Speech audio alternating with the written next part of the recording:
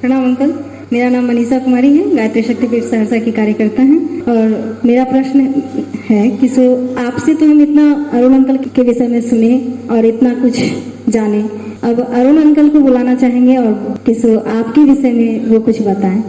सचमुच जैसा ये ह्यूमन लाइब्रेरी हम सोच रहे थे, उससे अच्छा माहौल, अच्छा वातावरण मिला, बहुत अच्छा इंटरेक्शन हो रहा है।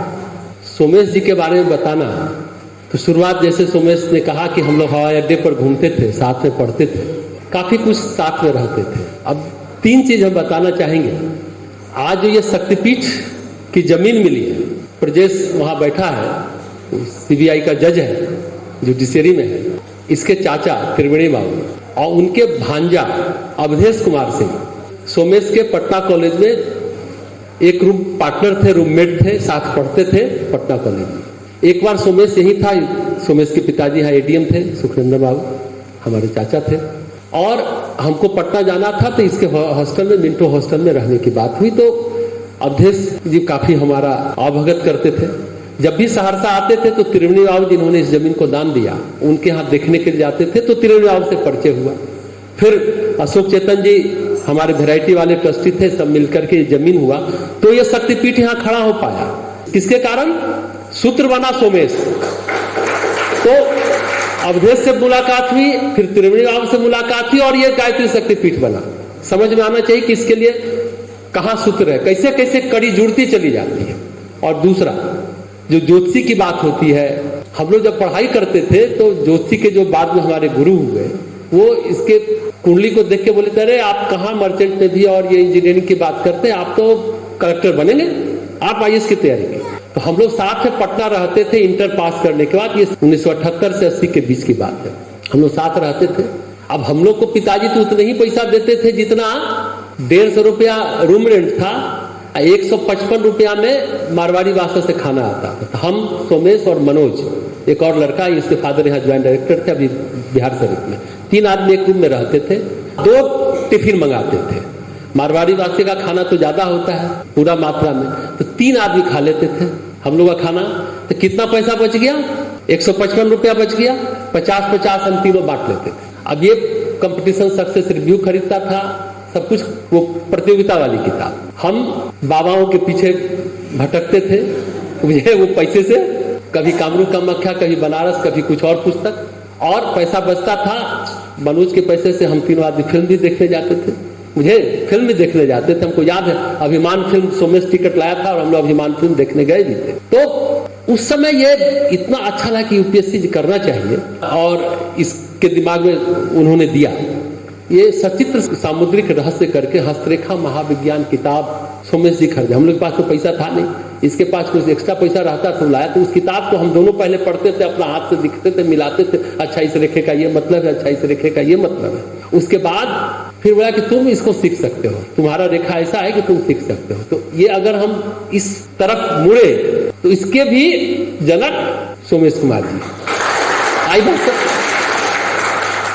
तीसरी घटना, जब ये अनंतपुर के कलेक्टर थे, हम लोग गए थे, हमारी वाइफ अभिनव भी गई थी, मेरी माँ भी गई थी। वहां हमने देखा कि दृष्टि कार्यक्रम चलाते। दृष्टि मतलब इतना बड़ा जिला है कि 3 MP और 11-12 MLA, कितना बड़ा जिला होगा। यहाँ तो एक MLA के राज में 2 कंस्टिट्यूंसी में 2 जिला पड़ता है, कितना आदमी को झेलना पड़ता होगा। इतना उस समय DM होना उस अनंतपुर डिस्ट्रिक्ट का, और पूरे बच्चों का आंख चेक करवाना।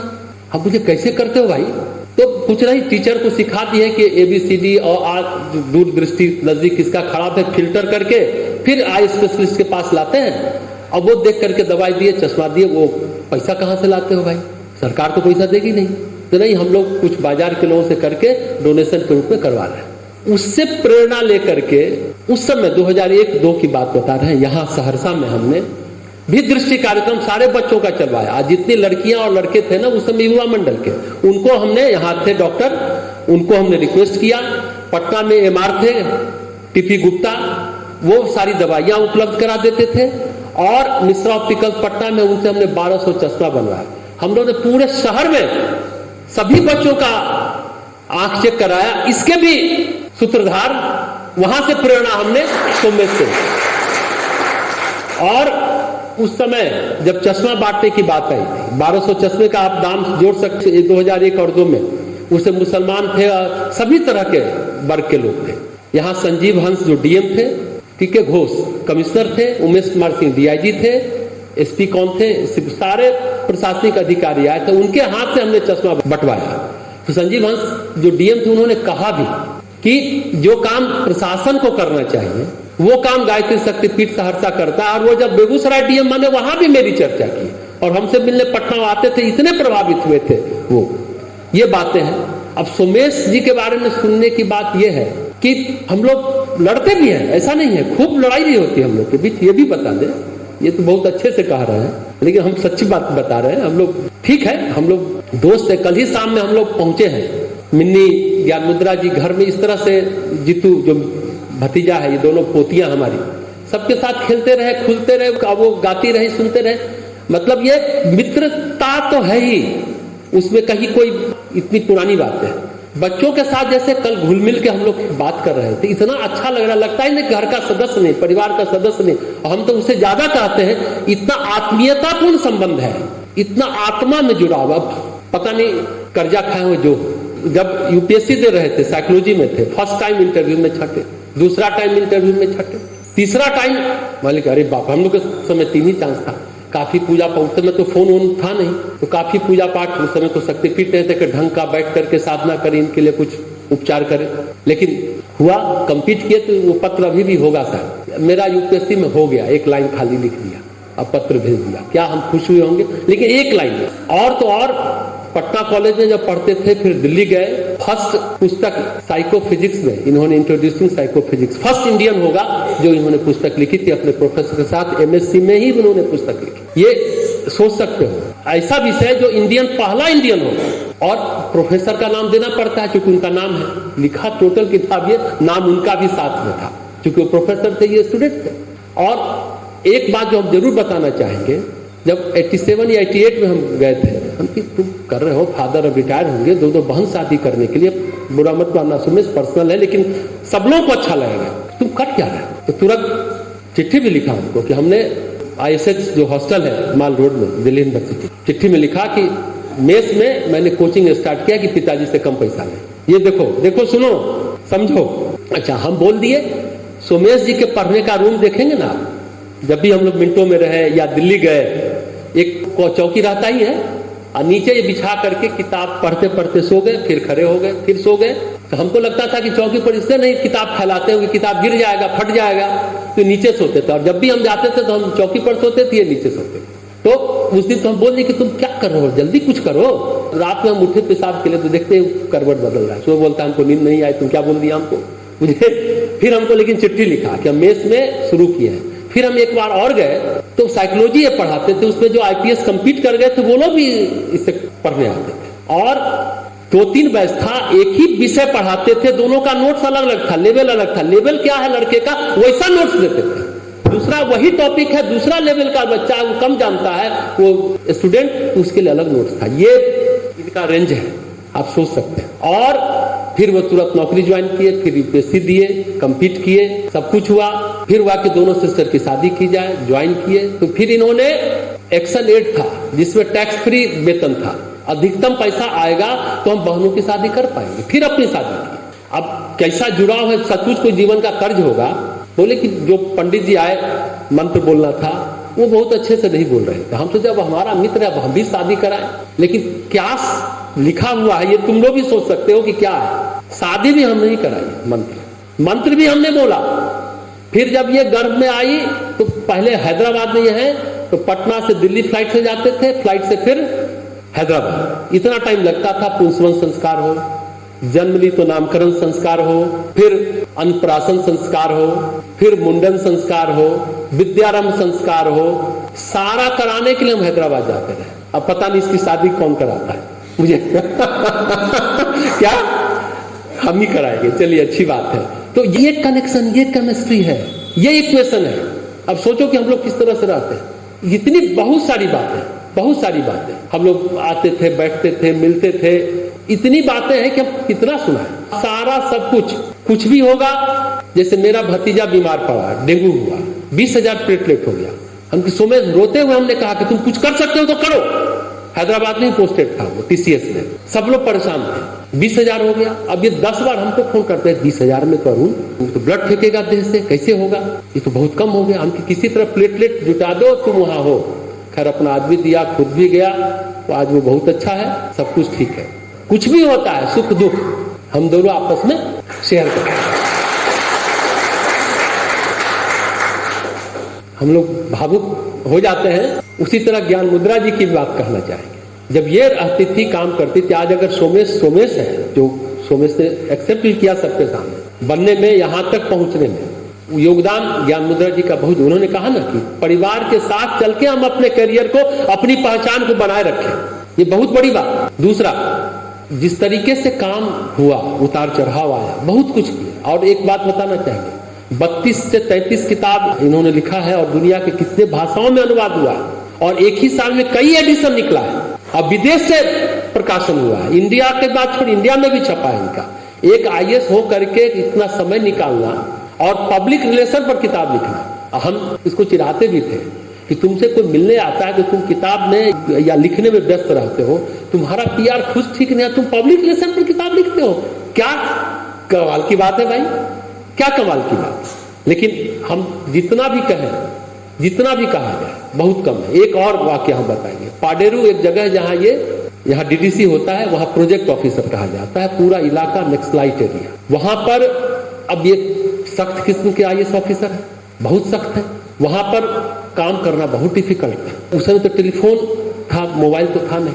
अब इनके विरोध में बहुत सारे लोग ये करते रहे। मुर्दा जिसका काम बंद हो गया, खाने का बंद हो गया, बोले अरुण तो 3 दिन हो गया, माइक लगा दिया और आवाज आता है इतना कि रात में हम सो नहीं पाते, दूसरे रास्ते से जाते हैं, सामने ही धरना प्रदर्शन कर रहा है सर। हम बोले अच्छा रुको, फिर 2-3 दिन हो गया। हम कि तुम्हारे पक्ष में भी कोई लोग होंगे, वो लोग तो आकर के तुमको सम्मान दे तो अपने उस लोग का साइकोलॉजिकली वो डिमोरलाइज होंगे, टूट जाएंगे, चले जाएंगे। वही हुआ। और वहां पर इतना अच्छा काम किए, जो सब ईटा बनाने वाला भट्ठा सब बंद हो गया था, वहां कैसे कैसे काम कराना, कम दाम में कैसे लाना, सारे टीचरों का वो नक्सलाइट एरिया में काम करना। वो सोच लो कैसा होगा। इनका बॉडीगार्ड तो था ही, इनका जो मुंशी हो टाइप से जो लिखने वाला पेशकार टाइप का होता है, वो भी यहाँ रिवॉल्वर लगता था, वो भी सिपाही था। मतलब आप रोड पर चल नहीं सकते, इतना खतरनाक जगह था पाडेरू। वहां प्रोजेक्ट ऑफिसर के रूप में वहां इतना ट्राइबल एरिया में काम कराए कि जब ट्रांसफर हुआ था और उसके बाद किसी ट्रेन से गुजर रहे थे, रात में उधर से गुजरे तो रात में स्टेशन पर हजारों लोग खड़े रहते थे इनके लिए। कितने साल बाद एक ऐसा IAS ऑफिसर एक राज्य को मिल जाए, एक राज्य में एक तो राज्य का कल्याण हो जाए। म्युनिसिपल कॉर्पोरेशन में कमिश्नर थे, जितना बिहार का बजट है अकेले कमिश्नर होकर के उतना ये रुपया लाते थे, कैसे वसूलते थे। तो ये टेक्निक बताए, ये सब टेक्निक आप सबको जानना चाहिए कि कौन आदमी टैक्स दे रहा है या नहीं दे रहा है। म्युनिसिपैलिटी का आधे लोग टैक्स नहीं देते हैं। इन्होंने क्या तरीका निकाला, जितना बिजली बिल आता था उस इलेक्ट्रिसिटी डिपार्टमेंट से मंगा लिए, कुछ नहीं किया, कोई भी कर सकता है इसका, निकाल लिए। और सबका कितना बड़ा घर है, कोई बता रही थी, कोई मशीन है जो रोड पर से उसका एरिया नाप लेता था, और सबको टैक्स भेज दिए। अब लाओ रुपया, और सब तो बिजली का कनेक्शन तो लिया है ना, उतना आदमी तो है ना उस शहर में, और उतना टैक्स से इतना हुआ कि शहर को ही बदल दिया। मतलब उसी संसाधन में कैसे काम किया जा सकता है। एक तरफ किताब लिखना, एक तरफ परिवार को पर्याप्त समय भी देना, और अपने दायित्व का निर्वाह करना। ये अपने आप में सोमेश जी के लिए कितना भी कहा जाए बहुत कम है, क्योंकि हम लोग बचपन से साथ रहे हैं, एक एक चीज के हम साक्षी हैं, और बहुत सारी बातें। और अभी जो मिन्नी ने जवाब दिया, हमको नहीं लगता है कि बड़े बड़े लोग जो 10 साल नौकरी कर लेंगे इतना अनुभव मिन्नी को होगा। जिस तरीके से इसने कॉन्फिडेंटली और जितना इसका ब्रॉड थिंकिंग है, माइंड है। सोमेश बोलता है कि हम दोनों से ज्यादा तेज है अरुण, ज्यादा अच्छा करेगी, उसका सोचने का ढंग कुछ अलग हटके है। और जो जीतू ने पूछा क्वेश्चन, अच्छा पूछा और बहुत अच्छे से इसने जवाब दिया। हम तो बहुत खुश है मिन्नी को आज पहली बार इस तरह से सुन करके। हमको गौरव होता है कि इसके निर्माण में, इसको गढ़ने में थोड़ा बहुत हमारी भी आहुति रही, हमने भी कुछ योगदान किया है, तो गौरव से इसने हमारा सिर उठा दिया। और तो और अभी जस्ट रिजल्ट आया 29 तारीख को, तो सुबह से आ रहा था तो सोमेश बोला कि टेंशन हो रहा था, हम कल फोन किया आपको, अरे आज बिहार जुडिशियल एकेडमी में पढ़ाए थे 2 घंटा, फिर 100 लोगों से मिलना, थक गए थे, आवाज बैठ गया। अरे तुम बीमार होने ना, आवाज बैठ गई है, आवाज नहीं आ रही है। तो देखो ना मिनी का रिजल्ट हुआ, उसका पीटी हो गया, तुम तो बोला था पहले ही कि हो जाएगा। अरे वाह वाह, फिर बोले अरे देखो ना थकान दूर हो गई, देखो ना आवाज निकलने लगा। देखो खुशी क्या होती है, 1 मिनट में मेरा साइकोलॉजिकल चेंजेस भी आया, फिजियोलॉजिकल चेंजेस भी आ गया, तुरंत ताकत भी आ गया, एनर्जी मिल गया, खूब जोर जोर से हम बोलने लगे, वाह वाह वाह करने लगे। फिर मिनी आई तो हमने इसको कहा, वाह रे बेटी कमाल की तुम आज, तुमको धन्यवाद हम देते हैं कि तुमने हम लोगों को खुश होने का अवसर प्रदान किया। इसको हमने धन्यवाद दिया कि हम लोग खुश हुए कि तुमने पीटी क्लियर किया। एक स्टेप है, इसी तरह आगे लोग बढ़ते हैं ना, तो हम लोग इस तरह से खुश हुए, बहुत अच्छा लगा।